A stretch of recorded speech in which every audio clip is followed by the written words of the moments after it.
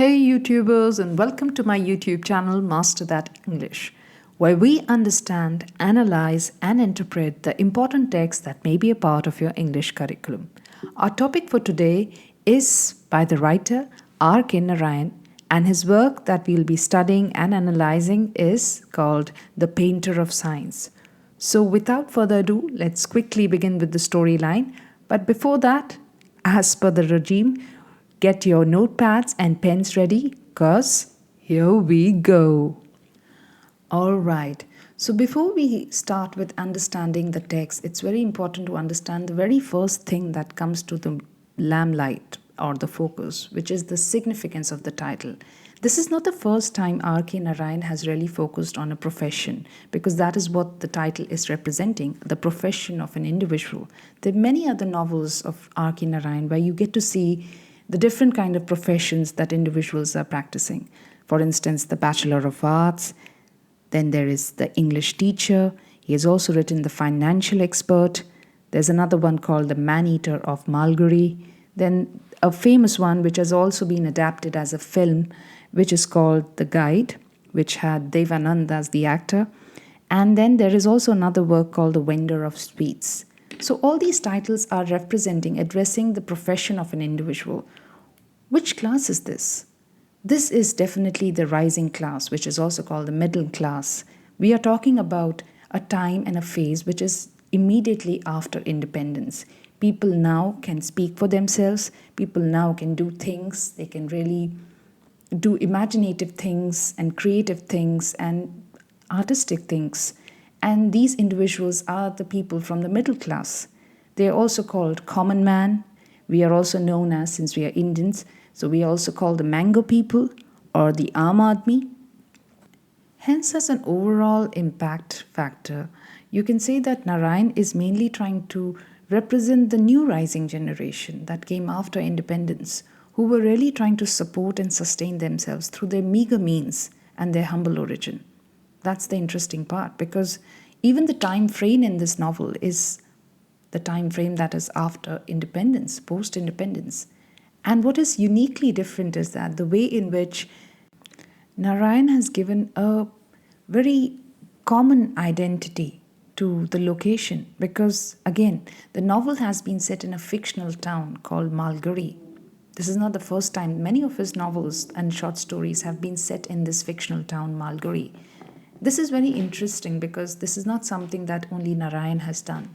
This has been done by many other writers from different countries. For instance, the British writer Thomas Hardy has used Wessex as the unified identity of his place that he wants to pay attention to. Even William Faulkner, the American dramatist, has mentioned Yoknapatnawa as the place, fictional place again. And the reason why writers do this, because mostly what I feel is, whether it is Thomas Hardy or it is R.K. Narayan, they are talking about the place that they think and they prefer the most. And here you notice that the places that Narayan is focusing on are simple places. They are small town areas, there's village places which are known for their simplicity, their rustic lifestyle. And Narayan is not trying to critique that. He's just trying to showcase the simple attitude towards life, the primitive way in which they're still leading their life.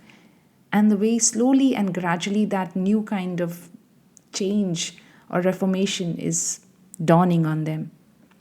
This is very gradual, but again, this is something that Narayan is trying to focus through his novel, just as many other writers from different countries have been trying to do.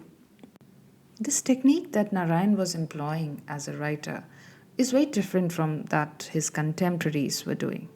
Because again, Mulk Raj Anand was also his contemporary, but then he was writing very different storylines.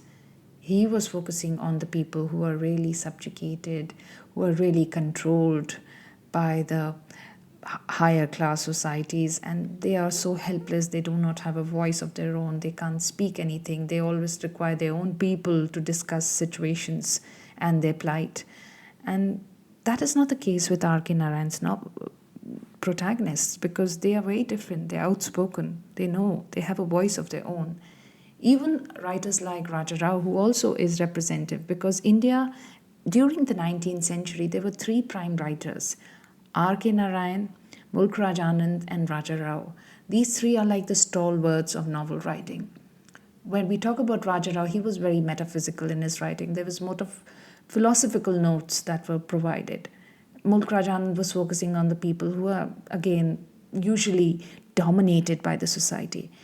However, when we look at R.K. Narayan's storylines, they are very simple. You get to see that every time every character is growing. They are like round characters because they do definitely evolve by the end of the story in some way or the other. They get to realize things that maybe they have not realized in the starting. That itself makes them very, very progressive in their approach. So after this, what's important is that we move to the next section, which would be an overview of the plot structure that we are going to study in the novel The Painter of Signs. To do this, there is a very, very dire need of a structure, because nobody can understand the structure by this is what happened, that is what happened. And to do that, we are going to do this through a technique again. This is a structural technique that has been given by or provided by a German dramatist. His name was Gustav Freytag, which is the reason why this structure is also known as the Freytag pyramid. The structure actually represents the general view in which a storyline is usually represented. Now, the dramatist who actually developed this structure, he believed that every plot structure or every story usually has a common graph. That means the storylines are usually going to follow a very gradual pattern. And this is usually common because you notice that every story starts by introducing characters, that is the exposition. You're going to have the characters are going to have some incidents that are going to change the general course of events. Then you're also going to have something very, very like that aha, oh my god kind of situation, which is called the climax. That climax is again going to lead to some more events that will show you the confusion that is going on, that could also be represented as the falling action. And lastly, when everything is going to be resolved and things are going to go all good. So that's the way in which Gustav Freytag represented the general idea or overview of a plot structure. However, we are dealing with a novel, so we are going to represent things in the pyramid according to the storyline of the painter of signs. So let's do that. That begins with the first part, which is called exposition. In this section, we are introduced to the main protagonist, who is Raman, the painter, whom we are going to really study and analyze as we read the novel. And he's the person who is the most important chief icon, you could say. The person whom you're really going to study, and you're going to see the things that are going to happen in his life. You will see the situations of his life, the kind of people he interacts with. This would mainly include his customers, obviously, and the kind of interaction that he has with them. The rising action would mainly be when he gets to meet the one person who changes his life totally. Obviously, this is his love interest. Her name is Daisy. And when he meets her, there are some kind of thing, the changes that he gets to see in his surrounding. Maybe he gets to learn something new, something very different from this lady that we will see in the storyline. And in the course of the journey, there is soon a climax. Because this almost seems like a love story, it actually is a modern love story. But then again, the climax is when both of them start having differences. They cannot understand each other, and that is what leads to a lot of confusion for this main protagonist, Raman, and his love interest, Daisy. This gradually leads to a kind of falling action, which is actually all about confusion, because the only person who is most confused in the storyline is Raman. He doesn't know how to go about things. He doesn't know how to control the situations, how to maneuver the situations, what is the resolution for the problems. This is what the falling action really represents in the story. And the last section, that is the denouement, is the time when Raman is actually in his angelic demeanor. He now understands that, yes, I have found the actual course of things. I have understood the main important things that I was not able to understand at a particular point of time. And this is what is represented in this section. So overall impact can be seen on your slides in the front of you. And you can see the way in which the stories are actually starting and ending, where you get to see his life, the individuals he interacts with, the close people he meets, the kind of conflicts he has with them, and lastly, the confusion he is having during the falling action. And the last and not the least is the time when he is understanding things at a very, very mature level. After understanding the structure, let's understand another thing about this novel is the manner in which the novel is divided. The novel is divided into 4 plots, that is 4 different parts. And in the main plot, that is the main structure, as we have seen through the pyramid, it is all about Raman and about the kind of lifestyle that he is leading. However, there is also a secondary plot where we get to see a very interesting conflict between the 2 most influential people of his life, which is first is his aunt, her name is Lakshmi, and the second one is his love interest, that is Daisy, who represents the modern values. Both these individuals are very, very different, and they have a very different impact on Raman. There is a certain impact or influence that is there in Raman because of his aunt, and there is a certain impact and influence Daisy has on Raman also. And it's very interesting to see this impact because Raman is able to see both the perspectives very clearly as he's exploring the things in the progression of the story, which is the reason why this conflict is very, very important, because Raman is somewhere in the middle. He's like the salami between the 2 breads. He is sandwiched between the 2 things, that is the ancient and the modern. Where he stands is what the confusion is all about. He really needs to find himself.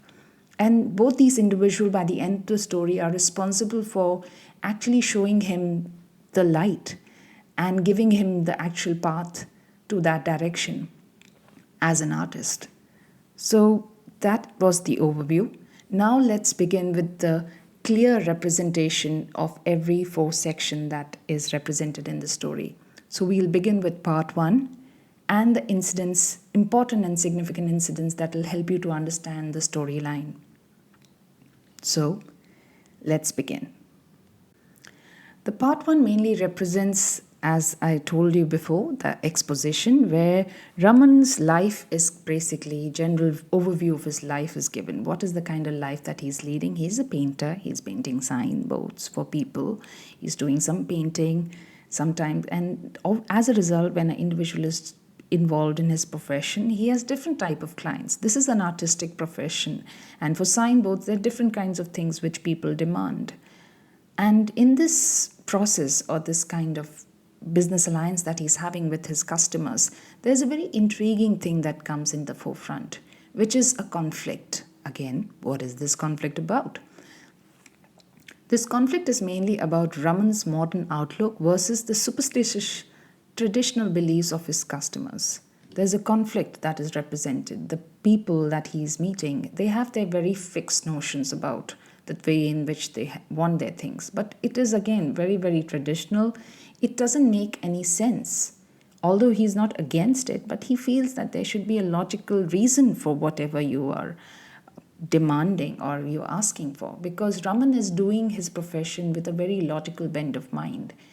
To understand these incidents better, I'll give you a few references of the customers that he's interacting with and the kind of debate that is actually established. The first individual that he interacts with is a lawyer. The profession itself is something that demands that you should be very strict, you should have a code of conduct, you should be very disciplined. However, when we talk about this lawyer, you notice that there is a certain very, very unusual demand that this lawyer has, which is that he is demanding calligraphic writing on his nameplate. And the reason for that is because his astrologer has asked him to do so. All right, so I am going to do the thing only because the astrologer has asked me to do so. Which is again showing you a very, very ironic thing about an individual who believes in his profession, who is fighting for other people with logical bent of mind, but he himself is involved in things which is making no sense. And he doesn't even know if it is going to work out for him or not. He's so dependent on things that make no sense. How can a writing help you in doing well in your career? It is actually your work. That should be the modern philosophy. Karma is your dharma, but that's not the case with him. He's totally dependent on this aspect of relying on traditional beliefs for doing well, which is very weird, because Raman provides a very logical reasoning for the kind of writing, because Raman has made his signboard, or the nameplate that he has actually constructed for this man, is very bold. He has made those bold letters the way in which it should be. His name should be represented, and he has a very good representation of his thoughts. And you can see this in the manner in which he argues with his customer. He says it very clearly that the letters on the lawyer's board must always stand up proudly and not supine, head erect. This really shows that Raman identifies with the profession, and he also knows the requirements of that particular profession. He's just not constructing things blindly and without logical thinking. There is another instance in the novel which is about his second customer, who has a very quirky demand again. The shopkeeper wants that the color of his signboard should be changed. That is titled with the logo called Strictly Cash. Now, this is very interesting, because the Strictly Cash, the initial color that was there for this particular signboard was red. And then the shopkeeper wants that the color should be changed to blue. And then he also gives his final remark as that maybe the blue is also not the right color. Maybe green would be something better. This attitude of the shopkeeper is showing his hypocrisy, because he is not being very true to his commitment. He is trying to sugarcoat things, and he cannot really represent things in the truest form. He's trying to hide things from the customer. He's trying to be polite. And by his politeness, he is fooling individuals. He wants to convey his message, but he wants to do it very politely, which is again a very hypocritical way of saying. He's not straightforward at all. You can see that Raman identifies every field. Even in this field, he argues very strongly by saying, don't you understand that if you don't want strict cash dealing in your shop and cash on blue, people will laugh at you. They won't take you seriously. This itself represents a very interesting understanding again of this profession. He knows it, and he definitely does tell his customer about the requirements that they should be following as individuals. But again, people don't want to do that, because they are hypocrites. And they don't want to follow by the rules, the true form of rules, honest rules. Not only the customers, but even the individuals that are there in the society are in a way just trying and tempting to make others victims of their beguiling techniques. This is to be noticed in another individual who is actually a very rational thinker again. He's a professor. And what you notice in this professor is, again, you get to see that the voice of this professor is actually able to assert the rational voice of Raman. He again represents an ideological hypocrisy in the way and the manner in which he is telling people about the philanthropic and sympathetic ways in which we should always try to share things. We should do good well-being for the society. We should not try to indulge in materialistic practices and the selfish need of always running after money, which again is representing an ironical thought, because the act that he performs immediately after giving such great talks is something again very contrasting, because what he asks immediately after this is that he wants people to give him money, because this money actually compensates for the little effort that he has taken for writing great insights and knowledgeable things in the small little papers that he's handing over people. And he does the same trick with our protagonist Raman also. However, what is interesting is the way in which Raman is defending himself against this professor, because the professor again constantly talks about the need to overlook money. And he starts having an argument with Raman because Raman is actually carrying the rejected signboard that the shopkeeper has asked him to change, that is strictly cash. And the moment the professor looks at this signboard, starts in a way ridiculing Raman and starts making him feel embarrassed about himself and the manner in which he is so inclined to money. This, in a way, irks Raman because for Raman, he knows that money is as important as any other thing in this new world. You cannot think of a life without money. And he does say that in a very, very well framed order, because the very thing that he says after that in a very cynical manner is that he says, "What's wrong with it? How can we live without cash? How can we? How?" This itself shows that, yes, he knows the importance of money, which is so important. You cannot speak in two ways. You cannot act in a diplomatic way and trying to save yourself, which each and every individual is trying to do. They're never being very straightforward. And Raman is so straightforward when it comes to giving opinions about simple things like money, which is an important thing for everybody. Everybody is working for money, whether it is in this age or the previous age. And he understands this fact, which again represents his modern thought, which brings us to the main important thing about this chapter is that Raman is mainly a modern spirit. This term is very interesting because it actually represents his thought process. And he actually represents a person who is moving towards a very, very progressive path. You can notice that in the kind of activities that he does in an individual. His hobby is to read books, which is again representing a modern way. He doesn't want to waste his time in other activities. His leisure activities are also about enriching oneself, reading books. And he doesn't do with only one confined books, like he's just not reading things related to one common area of interest. He has a very unique taste, and that you can notice by the very books that he's reading. He's reading Charles Dickens, he's also reading the history books. And this itself is showing that he is wanting to know and explore all domains and explore and understand different perspectives. A very learned spirit, which is a very unique thing that was also seen in the Elizabethan age, which was again a Renaissance period about reading books, enlightening yourself with new thoughts, new ideas, because that is what that age did. And he too is a Renaissance spirit of India, which is all about knowing new things, exploring new things, no longer going by the dictates of the British Raj. Now we will read, we will explore things on our own. Don't have to tell us what to do. We are going to do it and we are going to explore it. That is what he does even by his hobbies. Then his nature. He is very logical. He doesn't want to abide by the dictates of whatever the religious texts are talking about. He can make up his mind. He doesn't want to rely on this because you never know whether these things are true or not.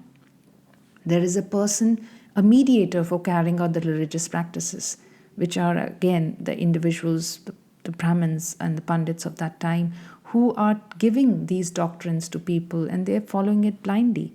He doesn't believe in the notion, he's not against it, but he is a rational thinker. You will not call him an atheist because he has respect for his religion.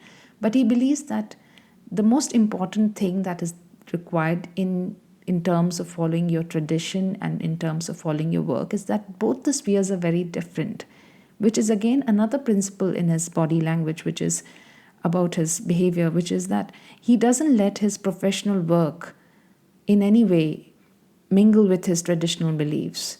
He has both the domains very separate, which is giving individual space to both the things in a separate manner. He doesn't want that one should intermingle with the other. You want to follow such things, follow it in your religious practices. You want to do arti, do it in your religious practices, but don't let the traditional thing intermingle with your work. That is when you become too dependent on other things, which is what Brahman believed in. Because such activities that his customers were doing was in a way affecting his profession. He's working hard, he's making the signboard that is suited to the requirement of the customer, and the customer is declining and increasing his workload by again giving him different dictates. This in a way is taxing him, depressing him more and making him do more and more chores, which is the reason why this conflict is represented in the first portion. The writer doesn't really, I don't think if the writer wants to really go against the traditional practice, but this is again telling you a very important thing, that the work and tradition should not mingle together. Otherwise, there is always a conflict because one is always going to suffer. Raman in this first section of the story is constantly suffering and is overtaxed with work because people and individuals are always giving him dictates and feedbacks that are just overtaxing him and making him feel more tired and more irritated. So that brings us to the conclusion of the first part. Now we'll head on with the next section, which is the part 2, where we will explore the next aspect of his life, which is called, also represented as the rising action. In part 2, we do not see the conflict, but we actually understand the two school of thoughts that we have been dealing with in the previous section, which is the modern thought and the ancient thought.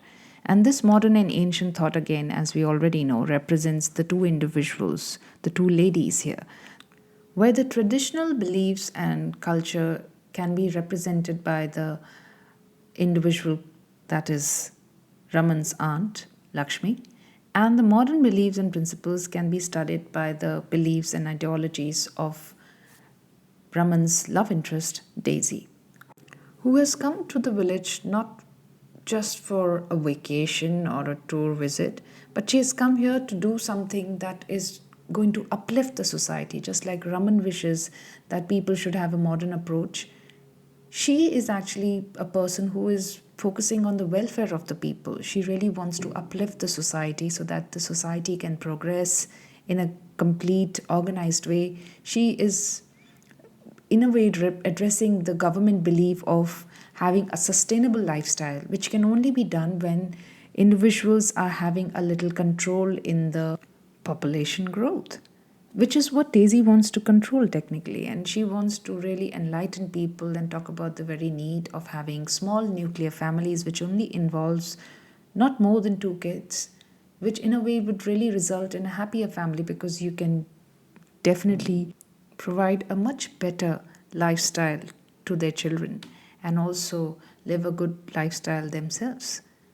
So this is the main aim with which she has come to this village, and she's asking the help of Raman, mainly so that he could come along with her in all the campaigns that she's taking place in various villages, where he would definitely propagate that idea through the signs that he's going to paint, and the paintings that he's going to do would mainly involve that message of having a nuclear family. A small family is a happier family.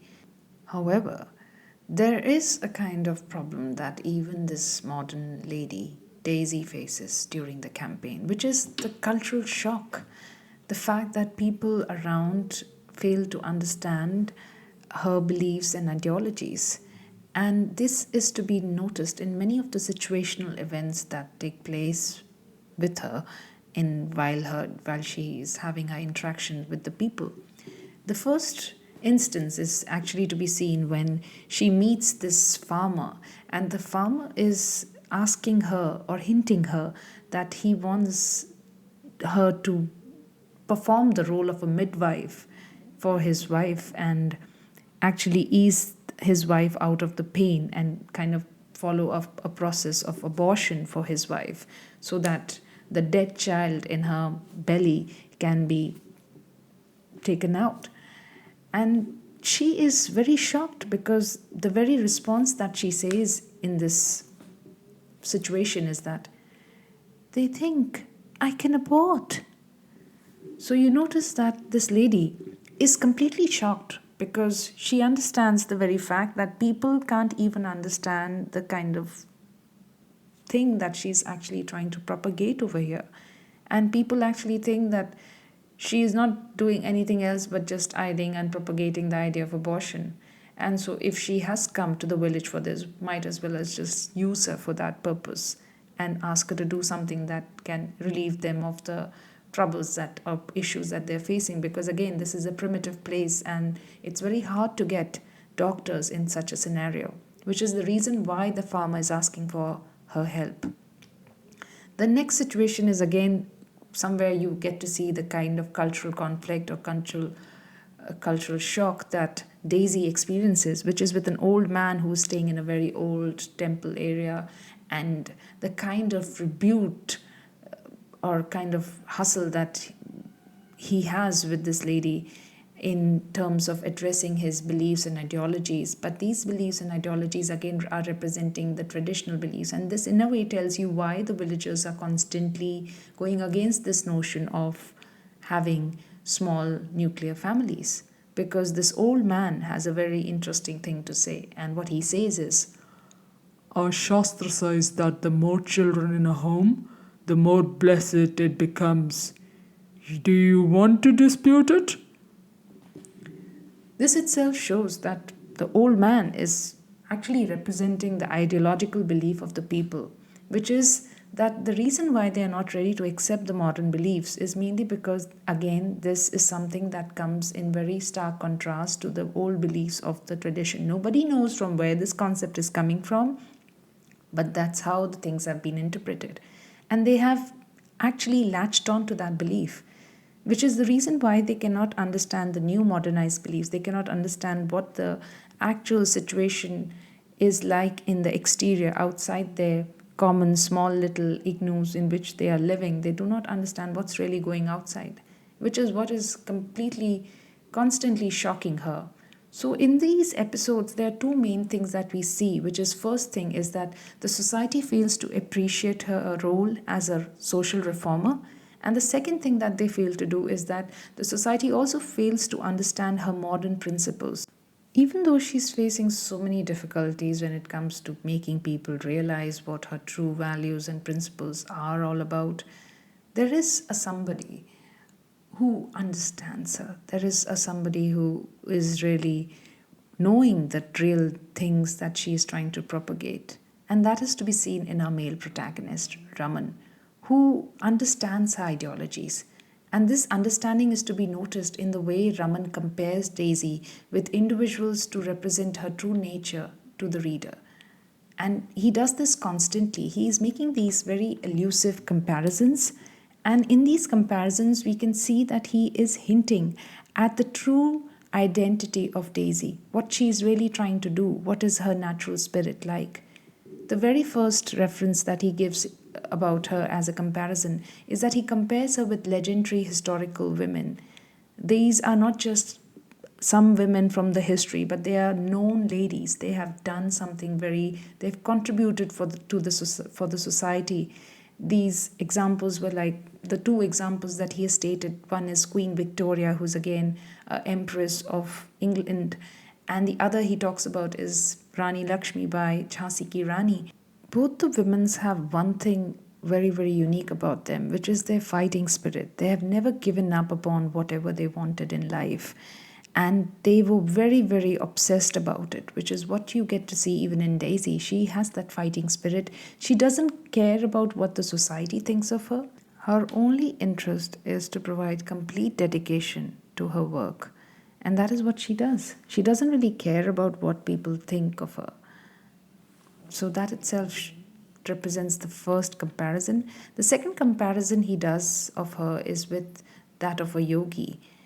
And this is very interesting because just like a yogi is very focused, because a yogi again is like a saint in our Indian culture. He is somebody who is focused, who knows what he wants in life. He's not distracted or deviated by anything around, which is what Daisy is like. She's never distracted by things around the surrounding areas. She knows what she wants in life. She's very focused. You can see with this in the very way and the manner in which she methodically manages her events. She's not deviated by any kind of distraction that people create for her. She knows what she wants, and she does it with utter focus. There is a focal point that is there in her mind, and she knows she has to move straight in that little point.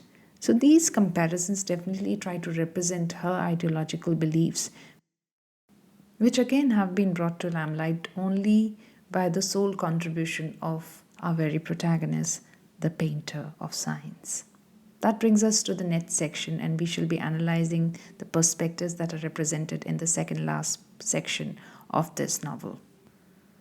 So in part 3, we get to see a new perspective in forefront, which is the dilemmas of the main characters. And here we are dealing with the painter, that is Raman, and his love interest, Daisy.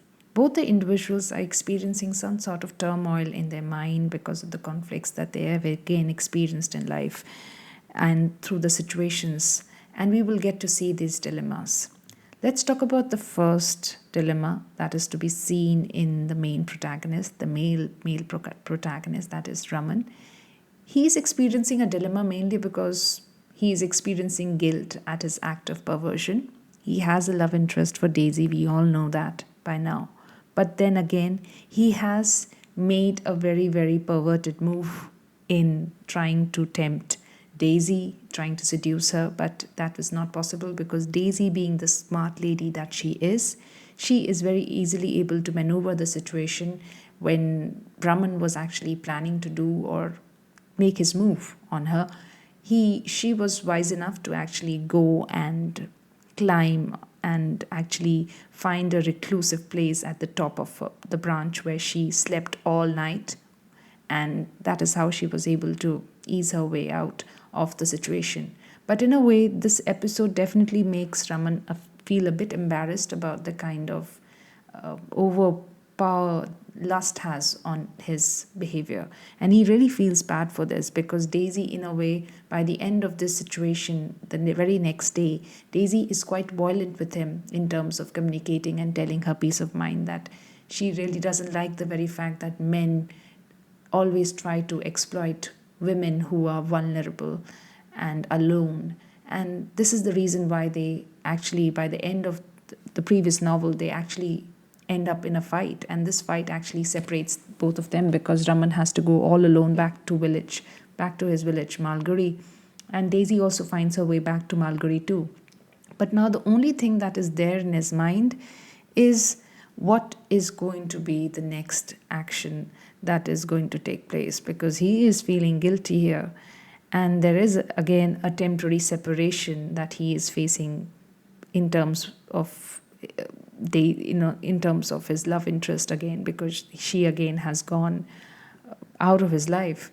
And there are two concerns that are mostly there in Raman's mind. First is about his social reputation. He knows he has done something very perverted, and for that, people are going to very much ridicule him, and his career may definitely suffer because of this. And that is the reason why you can see that there is a stream of consciousness technique that is used by the writer, where you get to see the thoughts and the fears that are running in Raman's mind and the way he's agitated. He's always thinking of ways in which people are going to ridicule him or maybe talk about his incident, because somebody may actually get to know about the incident that happened in the past. These events actually make him really worried.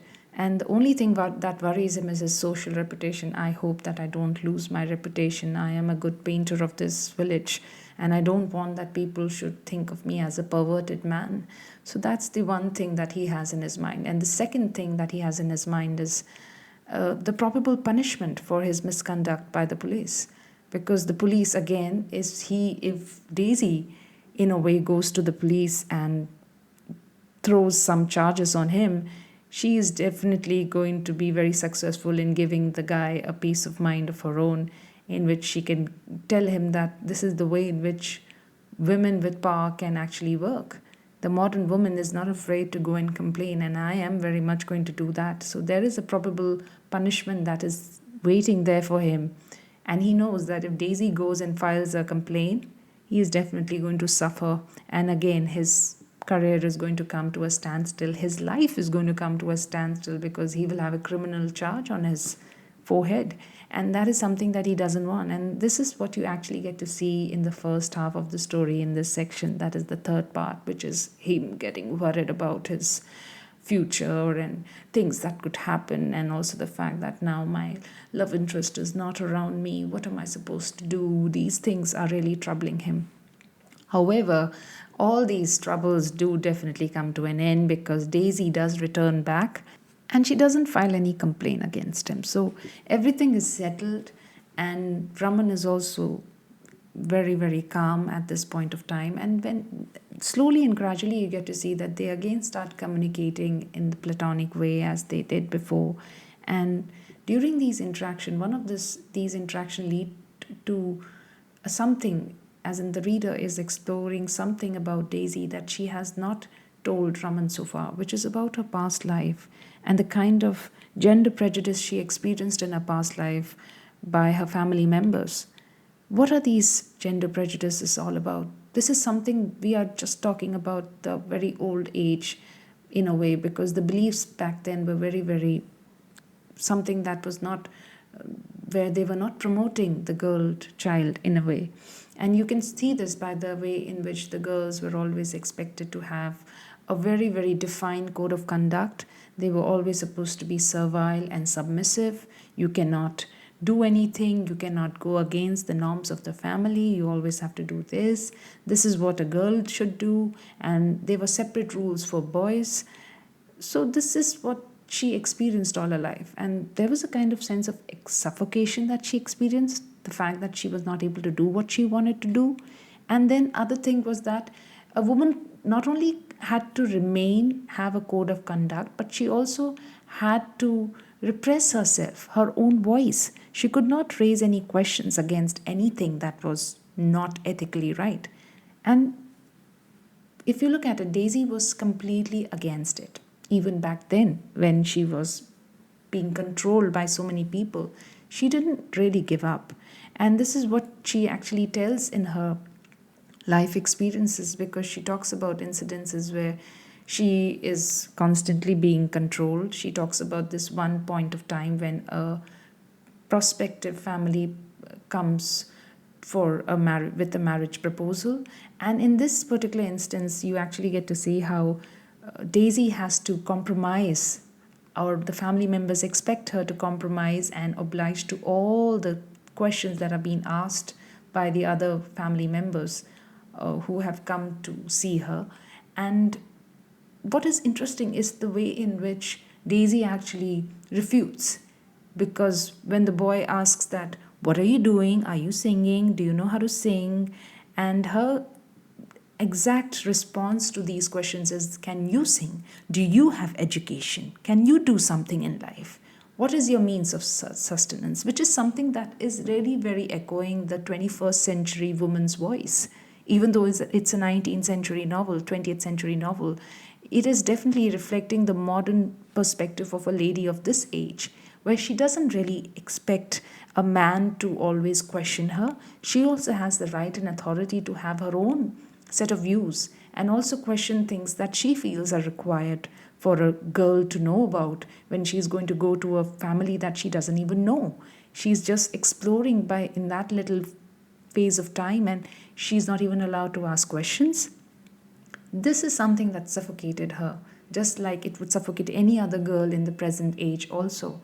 She's suffocated, and because of this these situations, she finally thinks of, she doesn't really complete her story, but you definitely get to see that this lady is suffocated in the whole situation of her past. And she does want a life of her own. She does want a voice of her own. And she is able to do that to a certain level, because the impact of her ideologies are to be seen in her very, very individual that she is able to interact most of the time, that is Raman, where Raman is actually promoting, adopting, and imbibing all that she is telling him. Because even in the part 3, even during the separation, you can notice that Raman constantly unconsciously keeps promoting everything that she had taught him or told him about the things and the events, about the various aspects with which we can improve the lifestyle of the society, the cultural ethos of the society, the principles in the society, if we work on these small little things that are usually ignored. And that's what she is trying to do. She's definitely promoting, and that was something that Raman was doing unconsciously. So she has been able to show that influence. She has been able to uprise and evolve as a different individual.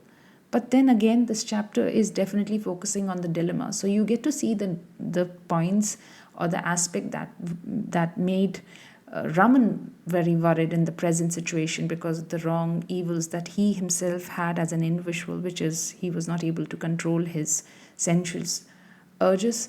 And even in context to Daisy, you can notice that the only problem that she faced, the dilemmas that she faced internally, were mainly the suffocation and the breathlessness because of all the restrictions and regulations she had to follow.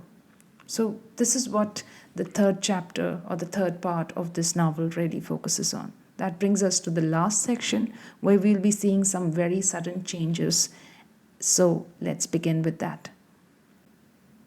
The last section is, in a way, representing a new beginning, because definitely it starts with a very happy note of happily ever after of two individuals who were having such fond feelings, or maybe one was very vocal, the other was very, very silent. They have been able to have a kind of union, and it is, although it is again in a very conventional way, they do not really get married in the way traditional Indian weddings would take place. They take place, the marriage actually takes place in a very, very simple kind of ceremony, which is actually called Gandharva wedding, where, as Raman describes this wedding as, when two souls meet in harmony with the marriage was consummated perfectly, and no further rite or ceremony was called for.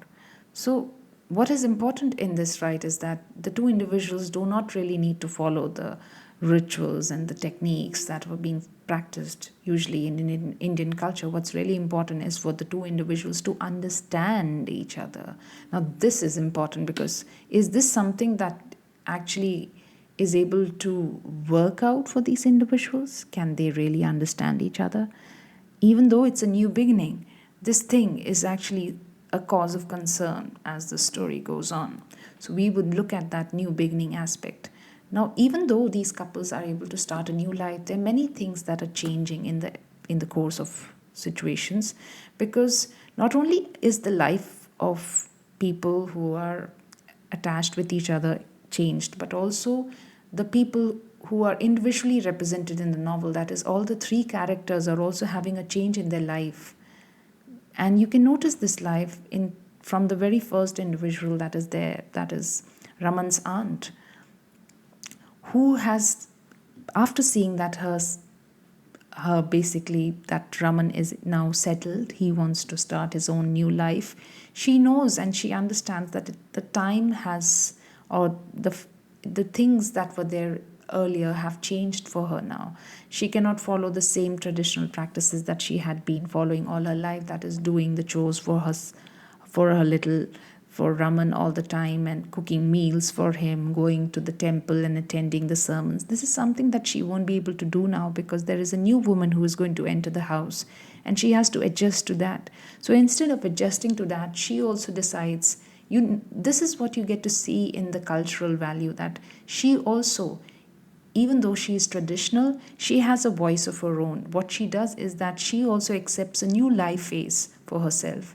She finally makes up her mind that she is going to live a life that is solely devoted to God by leaving for pilgrimage.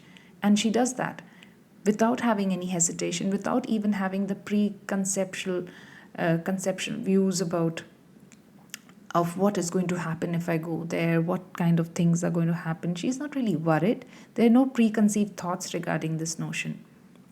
And she's very well adjusted to it, which is again representing a very, very strong personality of an individual who has been able, after even going through so much in her life, she has no kind of qualms in starting a new life for herself.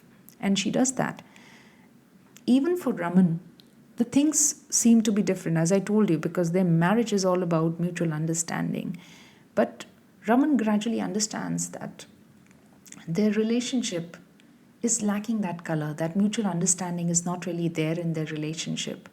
And that is the reason why all through the course of his interaction, just immediately after the marriage, he becomes very demanding and he becomes very restless. He's asking for time.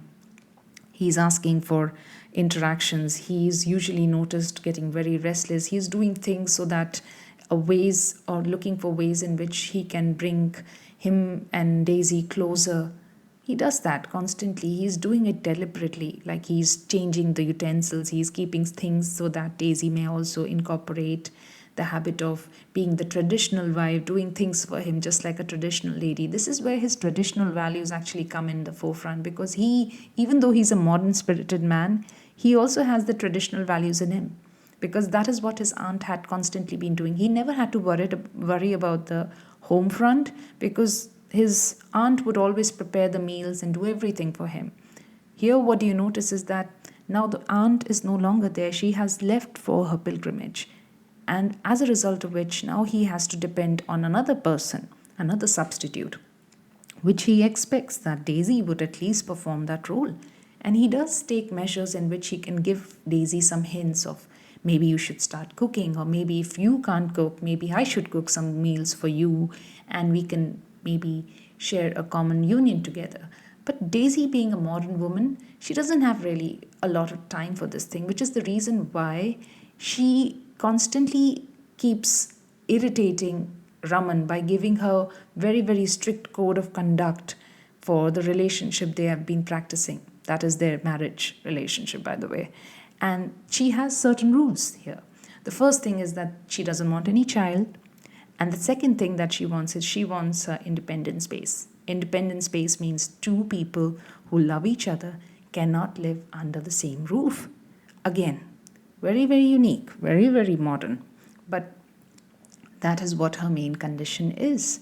Maybe she required time. If you look at it, this may be the reason why she's asking for independent space, because again, she was suffocated in the past. So this is something she needs a little time to adjust with this. And Raman is not ready for that time.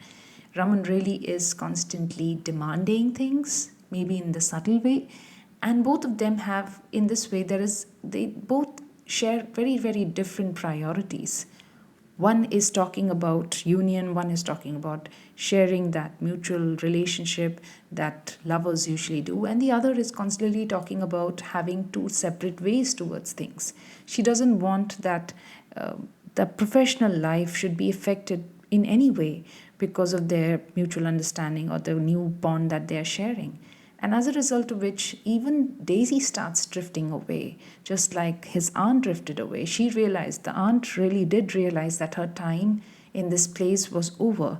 Daisy also realizes that she cannot follow up this relationship. She is not ready to give in so much. And as a result of which, what she decides is she also decides to abandon her marital life for a life dedicated to the service of humanity. She completely devotes herself in that phase. And again, after Daisy leaves Raman is now isolated. He has nobody around him. What should he do? Under the influence of these two women who have been able to take such strong measures, Raman is actually able to realize the meaning and purpose in his life. He now realizes that, all right, this is an eye opener. I have nobody to depend on. What am I supposed to do? Where am I supposed to go? How am I supposed to lead my life? And this attitude is something that helps him to understand the true meaning of life for him as an artist, which is to have an independent voice of his own. And that is what he does. He listens to his own voice and look for strength and support within himself, which is something that is so important. All his life he has been looking towards people, depending on people's opinion, not being able to really convince people about what he thinks and what he believes in. He has to always compromise. That is not what an artist does. You can never compromise. Whether it's an artist or an individual, you cannot compromise. You need to understand your needs and you need to work on it. This is something that Raman could never do. People around him were very clear. The customers were clear. Daisy was clear. Even his aunt, who, again, even though she represented the traditional values, she too was clear about what she wanted in life when she was not able to meet the ends the way she thought things would work out. But then again, she has been able to do this. And with the situations, the way and the manner in which the story actually ends, even though it ends at a tragic note where everybody abandoned him, what you notice is the very interesting thing, because Raman in the end doesn't utter a very depressing note. His very last voice that he utters is something that shows that he doesn't care. The very fact that people are constantly trying to curb him and disturb him, because that is when the fighting spirit really evolves from his voice. And the last words that he utters is, "To hell with it." Wow. This is how he concludes himself as a final note. And this is very interesting because then again, now he has evolved as a modern painter. Because a painter, if you are modern, you need to stand for what you believe in. And this is how you do it, not just by addressing your views, but also by really living and practicing those views. So that comes to the end of our very lesson, and I hope all of you enjoyed it just to the extent I enjoyed in making the whole plot structure for all of you. I hope you enjoyed this, and please support and like it, and please give me your comments if you feel this is interesting or something that you would want me to do further, because again, I am trying to improve and improvise with new techniques and ideas, and I just hope that it is as enriching for you as it was for me in terms of researching and studying and analyzing the whole concept. So that brings me to an end of my lecture. I hope you're there, listeners, till the end and you get to hear this note. Please subscribe my channel, because this is something that I really want that it should really spread, because this is something, again, we could share our views, opinions in this platform. Please tell me what you think of it, or if there's something that you would really want me to work with.